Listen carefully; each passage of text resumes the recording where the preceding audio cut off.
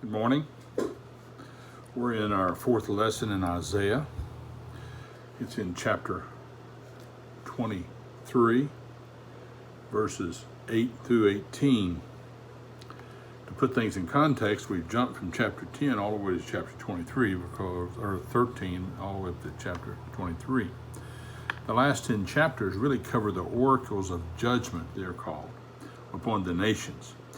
And those 10 chapters really describe in detail the judgments of all the oppressing countries and cities around Judah.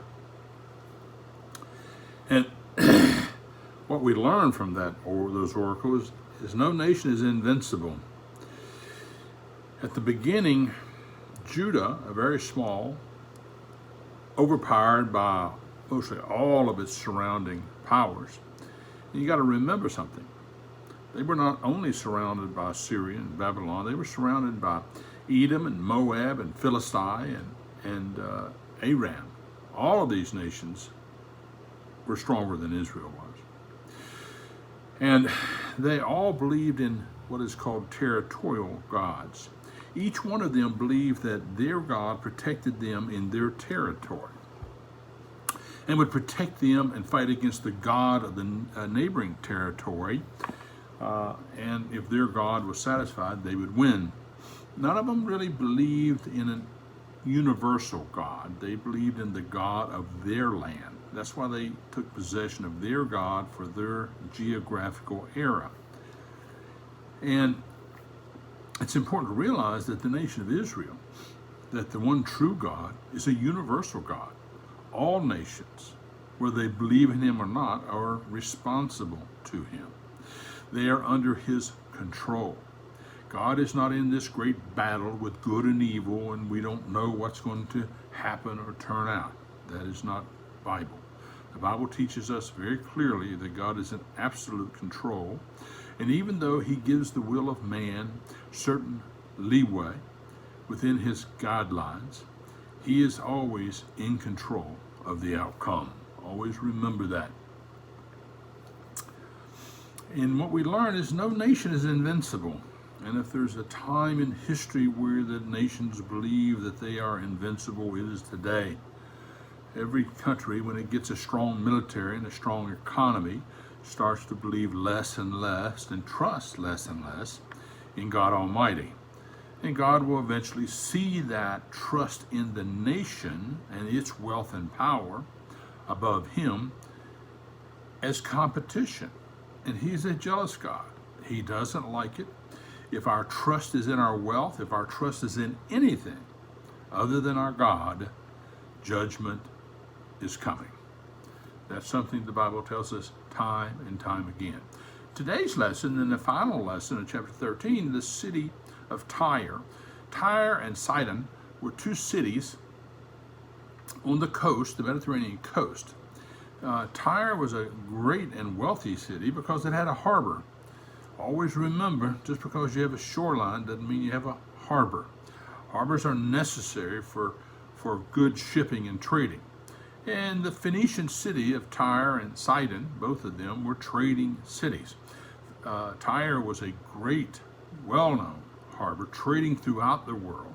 The Phoenician sailors were considered the best in the world at that time for navigation and ship handling. And they traded all throughout the Near East world, down to Tarish. You'll see Tarish used a lot of times, and it's really the southern border of Spain.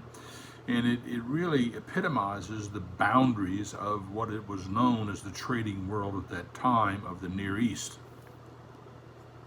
And you'll see that.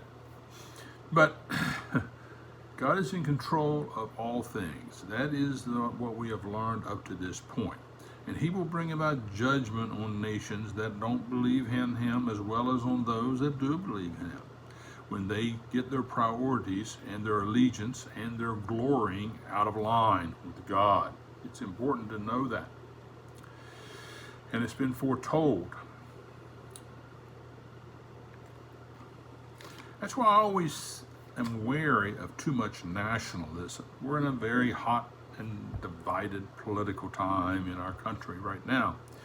And you see a lot of people that are absorbed with national pride. And being a patriot is a good thing. Too much national pride, be careful. What are you having pride in? Well, my great nation that provides me all of this freedom and wealth. Listen to me, Christian. Your wealth, your freedom is at the will of God. Never forget that. As soon as you start to ascribe, even to good things, what is God's responsibility to the Christian, you are starting to sin. You say, well, Jim, I am a nationalist. I love my country, and we should. And we have obligations to our country.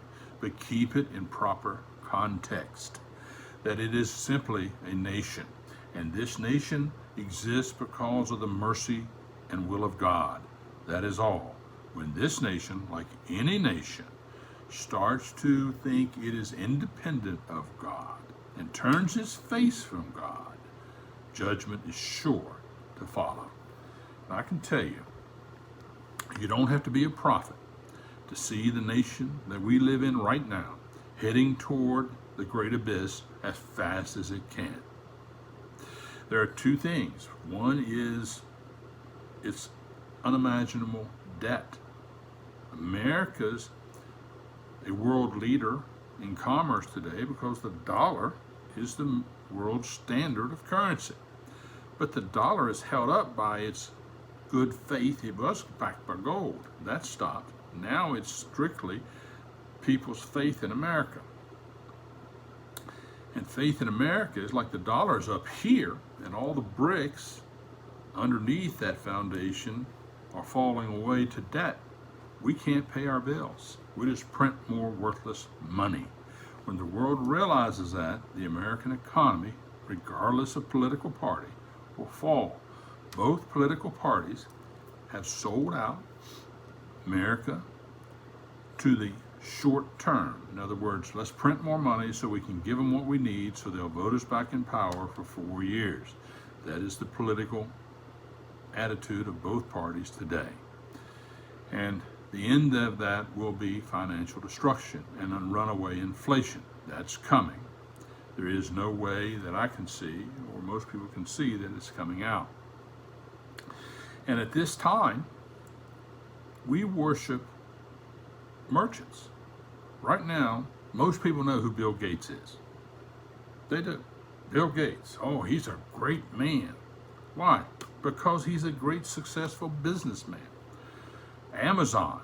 You know, I look at Amazon today, and these malls, if you look here in Charleston, the Northwoods Mall, you drive past that, you see all Amazon trucks in there. Amazon is today's merchant, and their trucks are their ships. And Amazon is replacing all the small marketplaces. The day of the shopping mall is over. You'll go to the internet and have your products brought to you by blue ships with a Amazon sign or something like that on the side of it. So these things aren't evil, but if you worship them, they become evil. And America today worships its commerce.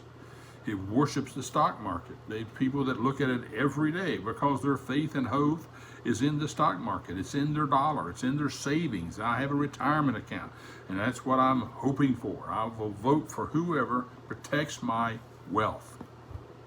That's a very dangerous attitude. That's the attitude that existed in Tyre today. Tyre was a Mediterranean Sea port that was extremely wealthy, extremely successful, and was there. But back to my point, be very careful of nationalism. Christian, your faith and hope is in Jesus Christ and our God the Father. That's who our faith and hope and all that needs to be in. Do not get it too shifted out. These people that sometimes that are absorbed in political party of nationalism, they'll spend every dime they've got to support their political leader, and they don't go to church. Well, that's not true. Some of them do, but at the same time, it preempts their church, it preempts their giving to the church, it preempts the support of the local ministry. And when nationalism gets to that point, it becomes an enemy of the best. So don't leave here today saying Jim's against patriotism. I'm not. It's It's just that you better be careful when you make it your God, because judgment is sure to follow. Get into the text today. Verse 8, 9, 10, 11, and 12 opens up that God is just.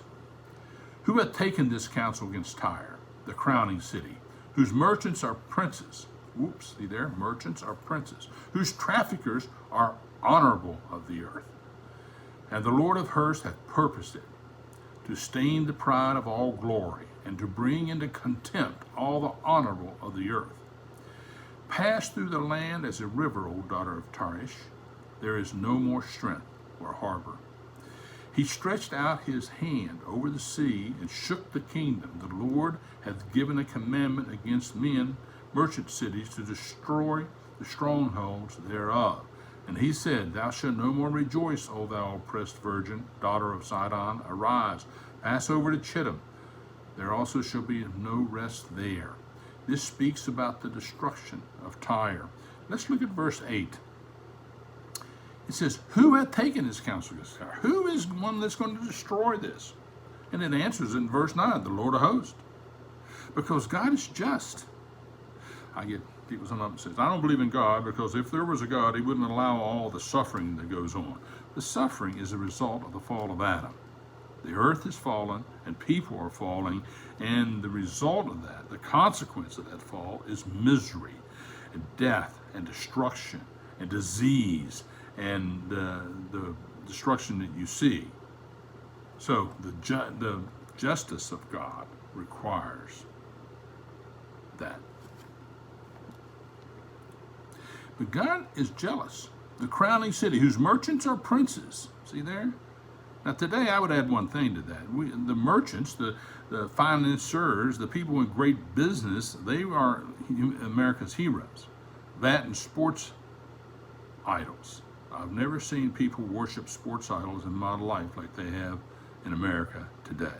I see Christian young men absorbed worshiping professional sports. They can curse their God. They can curse and stomp the heritage of this country and the good things of this country. And these Christian young men still follow them because they're addicted to sports. Sports and merchants, they worship. And the Lord of hosts has purposed it, the stain of all pride of glory, and to bring into contempt all the honorable of God. God is a jealous God. Glory is all his.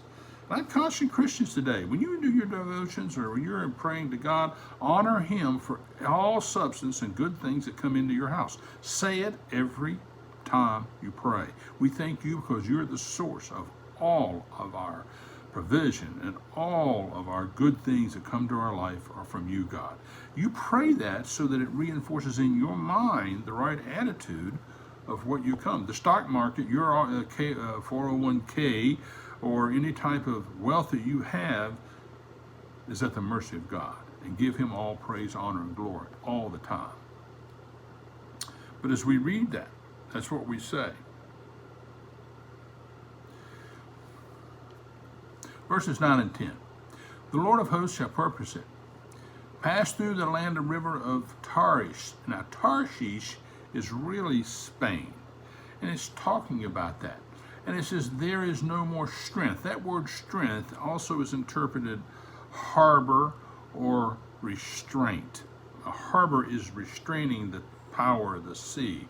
What it's talking about is the harbor is destroyed there. He stretched out his hand over the sea and shook the kingdoms. The Lord hath given a commandment against the merchant city to destroy the strongholds thereof. When a city, its merchandise and its commerce and its business is worshipped above its gods, God will step forward and destroy it. If all you have to do, even if you're not a believer, is to study history to see that. And here's America leaving its God, worshiping its financiers. Now, it may not sail on sailing ships and its merchandise may travel in a van, but the principles are still the same. We worship those. Verse 12. And he said, Thou shalt no more rejoice, O thou oppressed virgin, daughter of Zion. Arise, pass over to Chittim. There shall also have no rest there. What they're saying there is the sister city, Sidon up north, when this commerce destruction takes place, They will go and try and find relief at another city, but there won't be any. When the commerce fails, it goes down quickly. And I would caution you, Christian, today, when the coming financial collapse takes place, there will be no relief. You may say, well, if it doesn't go well here, we'll move somewhere else. If you look, it's happening on microcosms right now. California destroys its own commerce. It goes into Montana. It goes into Nevada. It goes into Washington State.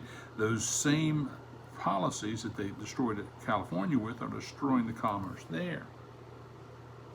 There's nothing new here. And so that's important.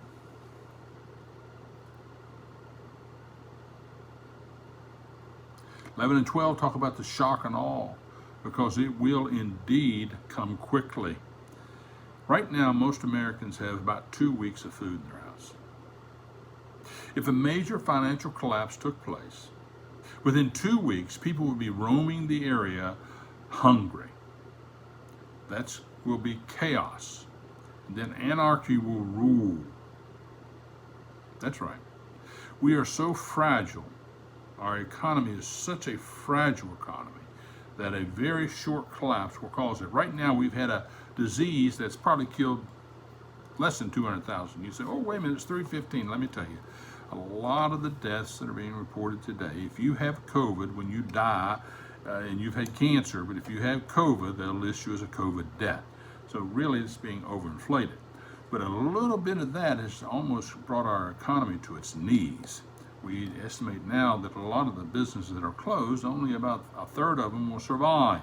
It's going to be there. That's one small little example of a flu-like bug that kills about twice as many as the normal flu does every year. The destruction that's talked about here financially will be more on the level of Venezuela. And if Venezuela didn't have support coming from without, those people down there are eating everything. The Bible prophecy talks about in the latter days that it'll take a month's wages to buy a cap full of waste to eat. That's the type of financial collapse that's heading toward these countries. And if the Lord tarries, toward this country. We are following more in the steps of Tyre than any other biblical city, if you want to find an example of America today, unfortunately. Inflation. Ron Paul, I see him on television occasionally. He'll come on and say, America's in trouble, our debt is down, and our economy is about to fall. And quite frankly, he makes a very sound, logical argument. But his solution is gold. Let me tell you something. Gold doesn't taste well. When the collapse falls to this point, there's only three. You will have security and food and shelter. And people will kill you for any of that. We're talking about that type of financial collapse that took place here. That shock and awe. Let's read on. Howl, ye ships of Tarshish, for your strength is laid waste. It even talks about the commerce ship as having a personality, that it could howl or holler in pain and distress.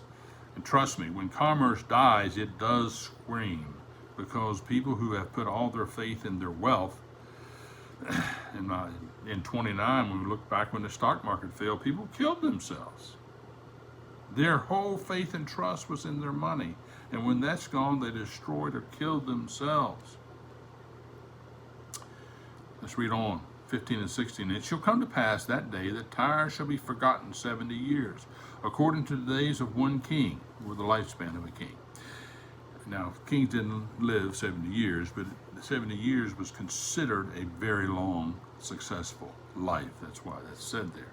Now, it's primarily, some scholars say that this 70 years mirrors the 70 years that Israel is in bondage, but quite frankly, it is the punishment time that Tyre will lay in waste. And then it says in verse 16, in verse 15, after the end of 70 years shall Tyre sing as a harlot.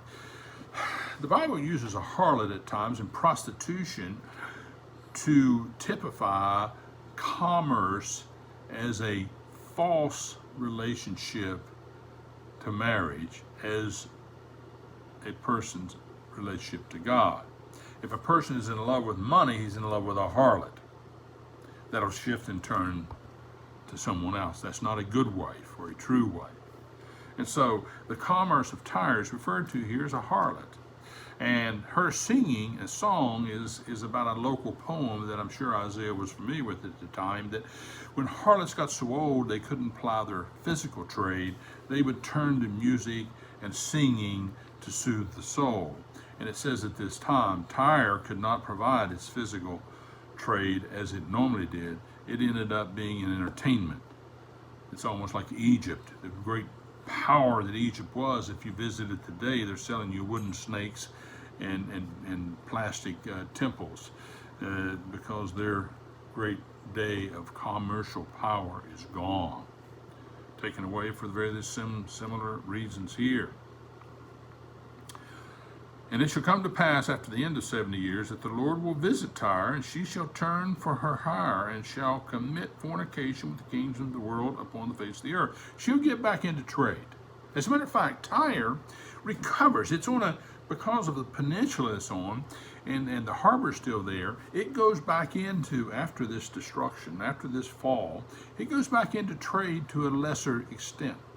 As a matter of fact, if you remember your history, Alexander the Great invaded there, and this fortress out on this little island he couldn't take. So ironically, he took the rubble from the destruction in 639, about 400 years prior to that, and built a causeway out over about 10 months, and then took his siege engines up and destroyed Tyre for good. And so Tyre does survive in a very minuscule way, but it's very ironic. Because when you read in verse 16 or 18, after her merchandise and her hire shall be the holiness to the Lord. It shall be treasured, nor it shall not be treasured, nor laid up, for her merchandise shall be for them that dwell before the Lord, to eat sufficiently, and for durable clothing. That word there, sufficiently, really translates better abundantly. And durable clothing means fine clothing. It's really kind of funny, and I don't know the answer, and I haven't searched it to that degree of how this economy supports the work of God. But God uses these merchants that he allowed to survive, and their profit doesn't go to build up great wealth anymore. It goes to support the people who believe in God. Now, how exactly that takes place isn't revealed here. But I find it very interesting that sometimes great men of wealth who are brought to their knees and find God, because of the talents that made them wealthy the first time, they become wealthy again. But in their second time, they provide tremendously for the people of God. And there's a great lesson there. So the lesson today is this: beware of nationalism to the point where that it competes for your glory of God. God is the source of all of our goodness and source of this nation's power. Our military are great people and deserve it. Our presidents and historians and founding fathers are great men. But I do not worship them. I acknowledge them, but I worship our God and give him all grace and glory and power and all the honor for any and all abundance and privilege that we have here as Americans. Thank you.